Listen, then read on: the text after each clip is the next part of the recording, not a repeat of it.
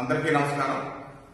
మీకు అందరికీ తెలుసు, విశాఖపట్నం నుంచి దుర్గ్ వయా రాయ్పూర్, అదేవిధంగా Durg to Visakhapatnam via Raipur Vande Bharat train అనేది ఇవాళ కేంద్ర ప్రభుత్వం వారు రైల్వేస్ ఇవాళ నుంచి ప్రారంభిస్తున్నారు. అయితే బొబ్బిల్లో వందే భారత్ ట్రైన్ యొక్క హాల్ట్ లేదని తెలుసుకొని నిన్న రాత్రి మన కేంద్ర మంత్రి వర్యులు సోదర సమానులు కింజరాపు రామ్మోహన్ నాయుడు గారిని శ్రీకాకుళం వెళ్లి కలవడం జరిగింది.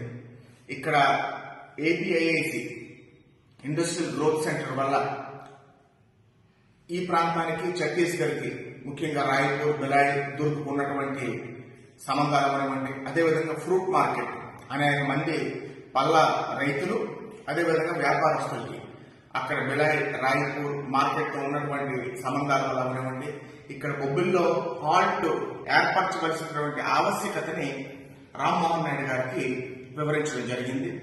వెంటనే మరి డిఆర్ఎం గారితో చెప్పి చాలా సానుకూలంగా స్పందించారు. వెంటనే డిఆర్ఎం గారికి లెటర్ పెట్టమన్నారు, మెయిల్ పెట్టమన్నారు. అదేవిధంగా ఇవాళ పర్సనల్ గా కూడా ఆ డిఆర్ఎం గారికి రామ్మోహన్ నాయుడు గారు చెప్తా ఉన్నారు. అదేవిధంగా మన పార్లమెంట్ సభ్యులు కలిసెట్టి అప్పలనాయుడు గారికి ఈ సమస్య మీద చెప్పిన వెంటనే వారు ఇమీడియట్ గా డిఆర్ఎం గారితో మాట్లాడటం, డిఆర్ఎం గారు సానుకూలంగా స్పందించడం, అదేవిధంగా కలిసెట్టి అప్పలనాయుడు గారు కూడా బొబ్బిలి విజయనగరం పార్లమెంటు సభ్యులుగా వారి హోదాలో వారు కూడా వారి ప్రయత్నం చేస్తున్నారు.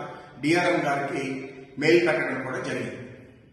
వందే భారత్ హాల్ట్ బొబ్బిల్లో ఎందుకు అంత అవసరం అంటే మన గ్రోత్ సెంటర్ వల్ల అవనివ్వండి, మామిడి పళ్ళ రైతుల వల్ల అవనివ్వండి, ఇతర అనేక కారణాల వల్ల, అదేవిధంగా రాయ్పూర్లో చదువుకుంటున్నటువంటి మన విద్యార్థుల గురించి అవనివ్వండి, మన ప్రాంత విద్యార్థులు, అదేవిధంగా మన ప్రాంతంలో చదువుకుంటున్నటువంటి ఛత్తీస్గఢ్ విద్యార్థుల గురించి ఈ ట్రైన్ అనేది చాలా అవసరం.